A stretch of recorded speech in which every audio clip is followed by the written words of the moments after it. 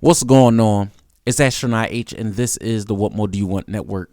Now, in this video, I will be discussing tonight's game between the Chicago Bulls and Milwaukee Bucks. And of course, if you've seen any videos like this or listened to any videos like this, you know that this is my Bulls report. Let's get right into it, man. I was excited about this game tonight. Of course, playing a team like Milwaukee, let me say that I was, I had my concerns, thinking about matchups and how the Bulls was going to defend Giannis, defend the three-point shot against and Brooklyn was back full, points very early. And in this game, the Bucks, they hit a few threes early with Brook Lopez, and I wasn't too concerned, but always I always say this, perimeter defense. That can always be something that shows holes early in games. And tonight was no different. They definitely the Bucks definitely got a few early threes, but I wasn't up in arms. But the Bulls did come back, and Ayo did get their first two of the game with a layup. And that's the type of Ayo I want to see. Again, being aggressive. But the Bulls did start off with two early turnovers, which I wasn't, a fan of, because, one turned into two turned into five turned into 15.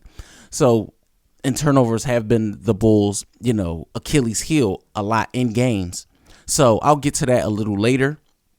But, after I believe a Giannis Antetokounmpo dunk, Billy Donovan did call an early timeout, which I think was needed to get the guys, reined back in for this game. Like I said, it's a game where it's a matchup between a team that you played in the playoffs. It's a divisional opponent, and it's also a case where you can see where you're at as far as compared to these elite teams. Again, like I always say, these are the teams that more than likely where you're at in the standings, you're going to face them April. So for the Bulls to come out a little, lax defensively, it made me feel like, okay, here we go again.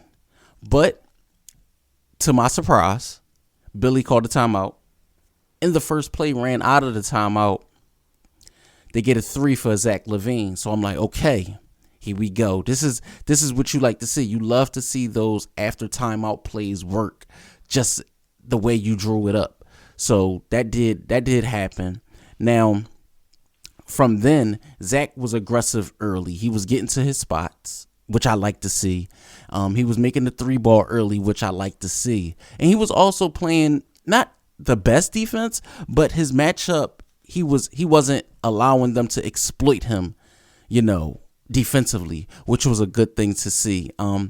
One thing, it was a lot of positive to take from in that first quarter, because the Bulls, they did give up 30 points in that first quarter. They did. I'm not gonna say they didn't. They did give up 33 points in the first quarter, but they were only down one. So it was 33-32 after the first. So it was a lot of positives to take away from that first quarter. Now, getting into the second, the Bulls had, this was all night. The Bulls had a lot of trouble rebounding. I mean, securing. It was more or less of securing rebounds. It was like, you'll see plays where Patrick Williams and Zach LaVine would both be going after the rebound. You'll see, it was just like guys couldn't control rebounds. We were giving up second chance points and third chance points, and allowing Milwaukee's lead to grow at times. And then in the second quarter, it was a lot of turnovers, unforced errors, and also scoring droughts. I don't know if it was a time. No, let me say this first before I talk about the scoring droughts. I like when Billy allows Zach LaVine to play with the second unit. I cannot say that enough. But it was a lot of scoring droughts going on through the course of the game. You'll see the Bulls go 3 minutes without scoring. You'll see the Bulls go 3.5 minutes without scoring. And that can't happen. You cannot allow yourself to be, down offensively like that when, you have a premier scorer. But that's also not having a point guard, right? Ayo is a good point guard, but I don't feel like he's a facilitator.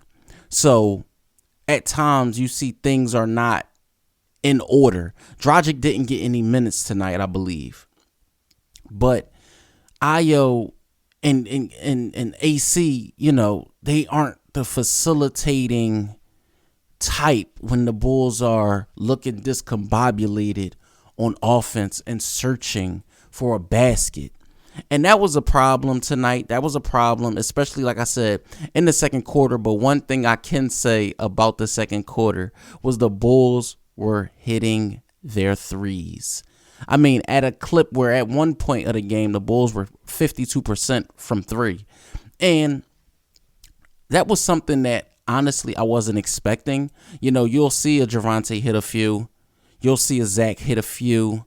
You'll see Kobe hit a few.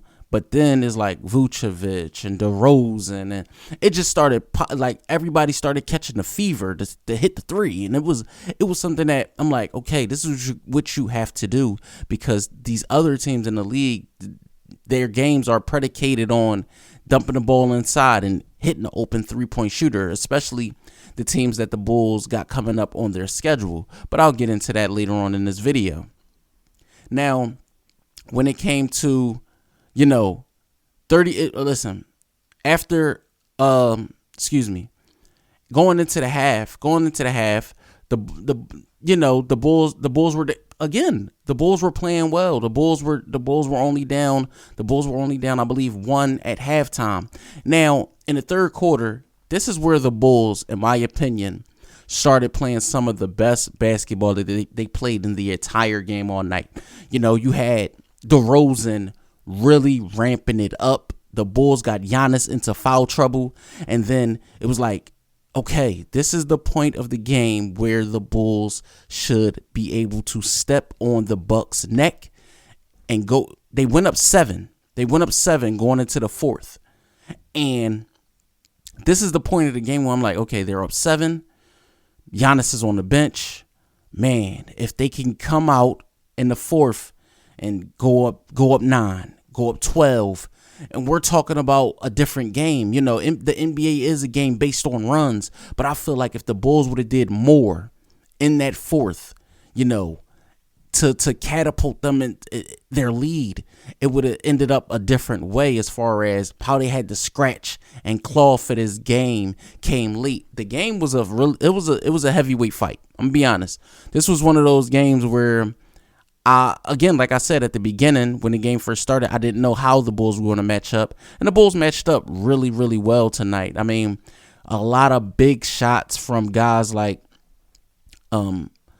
Vucevic. He hit one of the biggest shots tonight. Kobe White, he hit 2 really, really big threes. Zach LaVine didn't have the best fourth quarter.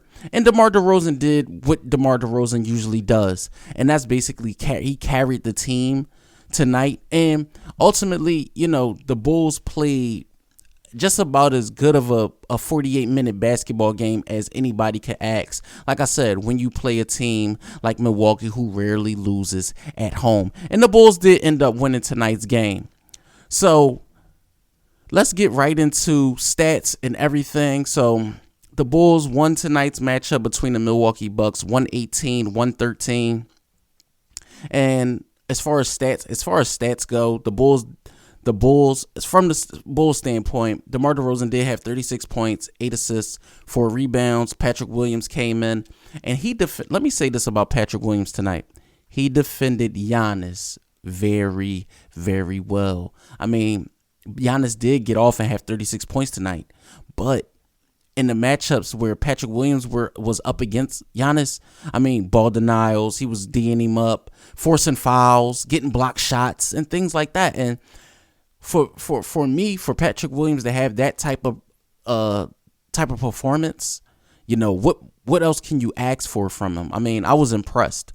Vucevic had 18. I would have liked to see more paint touches, more rebounds. He only had 5 rebounds and 4 assists, but again, he did hit a big 3 late in the game. Zach LaVine had 18, 5, and 5.